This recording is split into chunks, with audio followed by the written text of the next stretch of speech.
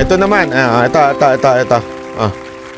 Sa usapin naman ng drug war, derechahang itinuro ni dating Senador Laila de Lima si dating Pangulong Rodrigo Duterte bilang mastermind ng mga madugong patayan. Sinabi niya yan sa pagdinig kanina ng Kamara. Nasa frontline ng balitang yan, si Marian Enriquez. There is no doubt in my mind that former President Rodrigo Duterte is the mastermind, as he was the instigator and inducer of the... Alam mo na, pinapanood ko to, naalala ko yung ginagaya siya ni Pangulong Duterte. Duterte, yung mastermind. Drug war killings. Matapang na sinabi ni dating Senador Laila de Lima na si dating Pangulong Rodrigo Duterte ang mastermind sa mga patayan sa madugong war on... Sabi nito, pinapalis mo sila, Sir Banat Bayan yan, nadagdagan ka ng 1K. Hindi, sa totoo lang, ako, wala sa akin. Hindi ko naman sa hindi na-appreciate yung views. Na-appreciate ko yan. Na-appreciate ko kayo sobra. Pero, ang pinaglalaban natin dito, yung katotohanan. Yun! Sabi ni Mocha Uson Vlog, Devil the Accuser. Pasensya na, nakakalimutan ko minsan yung Bible eh. Oh. Ganyan po kasi ang demonyo. I-accuse ka ng i-accuse. Hanggang pag may problema ka, ikaw lang pinakamasama, ikaw na lahat, ikaw na makasalanan, ikaw na may pinakamalaking problema. Ganun ang demonyo eh. Ang bulong ng demonyo ganun. Ang bulong ng Diyos hindi. The Lord will never ever condemn you. Kasi nga, kaya nga, while we were still sinners, God died for us. Hindi natin kaya eh. Siya na nga ang gumawa ng paraan eh. Total opposite of the devil. Ang devil, yung maliliit, talagang palalakihin niya. Ikaw ang pinakamasama. Yung problema mo, yan ang pinakamahirap na problema sa buong mundo. Yung ganun ang demonyo eh. Tandaan niyo yan, ha? Kuwari may pinagdadaanan kayong problema. Ganun ang demonyo. Sabihin sa inyo, yan ang pinakamahirap na problema sa mundo. Mamatay ka na. Oh. Ganun ang demonyo. O, di ba? Pero kaya nga sabi ko sa inyo nung nakita ko yung mga taga kay OJC, nabuhayan ako kasi sila, they fear for their life every day, every minute, every hour ng kanilang buhay. Kasi alam mo, nandun ako, tangina mga sorry naman. Yung mga pulis talagang nasa harapan. Ano to? Gegera? Nasa harapan ng KOJC. Anong ginagawa nyo dyan? Nakabantay sila. May nakatutok na camera. Araw-araw may drone. Nagpunta kami doon sa alauna, 2:00 na madaling araw doon sa Samal, doon sa lugar. Ang ganda kasi ng mansion ng doon, ng KOJC doon. As in, sinusurveillance ng mga Coast Guard yung namin. Yung lugar namin, siguro nakita. Oh, sino yan? Ba't nagbukas ng ilaw?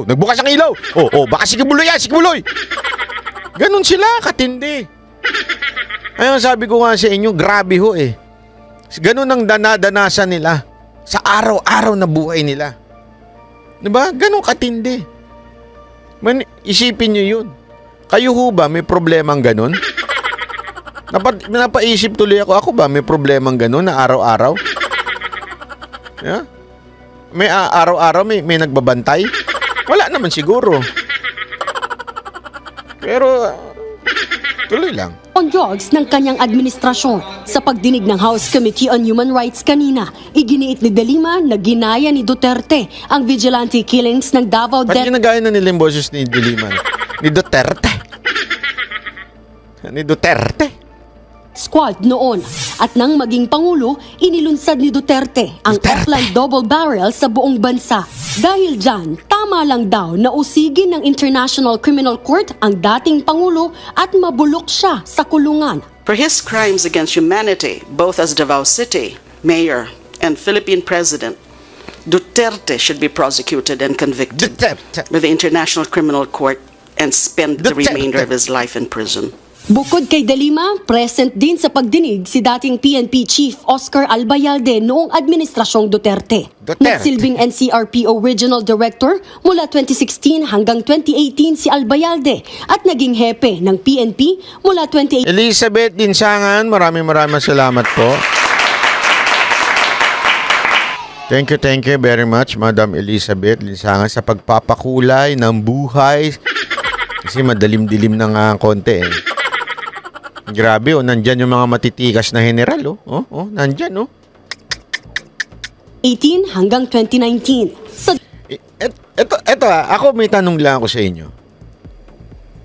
Naalala nyo ba na marami sa inyo, lalo na yung mga nabudol, ang iniisip, ay boto natin si Marcos para tuloy-tuloy na. Tuloy-tuloy na ang pagbangon ng bayan natin. Tuloy-tuloy na ang anti-war drugs war drugs ni Pangulong Duterte. Pero baligtad na ngayon, Hindi nyo man nakikita? Baligtad na. Ngayon, ang bumibida na ngayon ay yung mga katulad ni De Lima. Ang ginigipit na ngayon ay yung mga dating tauhan ni Pangulong Duterte na naghatid ng kapayapaan sa Pilipinas. Huwag mo natin kakalimutan. Duterte is just one man. Yes, he is a good leader, a strong leader. Pero ito yung mga taong tumulong sa kanya. Si Bato at saka itong mga to. Ang tumulong sa kanya, kaya tayo naayos ang bayan natin noon. Kaya wala tayong nababalitaan ng mga riding in tandem. Dahil itong mga general na ito, ang sumunod sa utos ni Pangulong Duterte na labanan ang mga adik, labanan ng droga, labanan ng kriminalidad. Ang laking kontribusyon nitong mga general na ito sa atin. And yet, sila na ngayon ang ginigipit ni De Lima.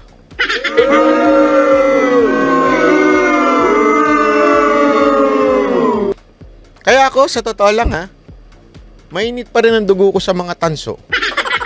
Tanginan nyo, dinamay nyo pa kami. Dahil sa katarantaduhan ninyo, dahil sa katangahan ninyo na bumoto kayo dyan, iyan ang resulta. Yung mga mabubuting tao, sorry pero that's the truth, yung mga mabubuting tao na lumaban para sa mga drug lord, ayan, ginigipit. Hindi nyo man napansin yan? Ako ramdam ko ito mga pulis na to, ramdam ko tangina. Pinaglaban ko ang bayan ko Hinarap ko yung mga drug lord. Hinarap namin yung mga drug cartel. Hindi kami nagpatukso. Tapos gayon, gigipiting kami? Hindi nyo ba naisip yun? Ito yung mga lumabang para sa atin noon. Tas ngayon sila na ang ginigipit. Hello, mga tanso na bumoto sa administrasyon ni Marcos.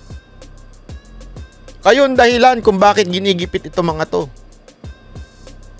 Wag na sisihin lang si Marcos. Hindi mauupo yan kung hindi kayo nagpakatanga.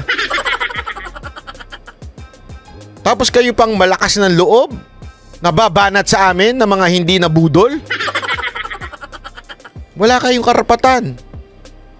Kaya eto sinasabi ko na sa inyo, kayong mga putang ina ninyong mga vlogger, wala kayong karapatan na bumanat sa aming nanindigan nun laban kay Marcos. Wala kayong karapatan. Kayo ang mga tangang na kumbinsi na keso tuloy-tuloy yan. Maaayos yan. Dire-diretso lang yan. Si Duterte, dire-diretso yan kay Marcos. Kayo ang nagkumbinsi nun. Inuto nyo yung mga tao nun. Inutusan ninyong i-bash kami. Kami nanindigan dito. Kita nyo, ito mga to. Nagbuwis buhay ito mga ito para labanan ng mga drug lord. Ngayon, ginigipit na dito sa kamera. Sino na nagbibida-bida? Sino na nagbida-bida? Yung dati ninyong kinundinang si De Lima ang nagbida-bida. Siya na ang sinusunod ngayon. Kinundinan nyo yan dati. Ngayon, pabor na kayo. Yung suka ninyo, pinulot ninyo, niluto ninyo, kinain nyo pa uli. Grace Megara, salamat po. Init ang ulo mo, Banat Bay ganun talaga Nagpakabobo kayo walang biro nagpakabobo kayo Dahil sa ano nyo ha, katangahan ninyo, ang daming nadamay na matitino.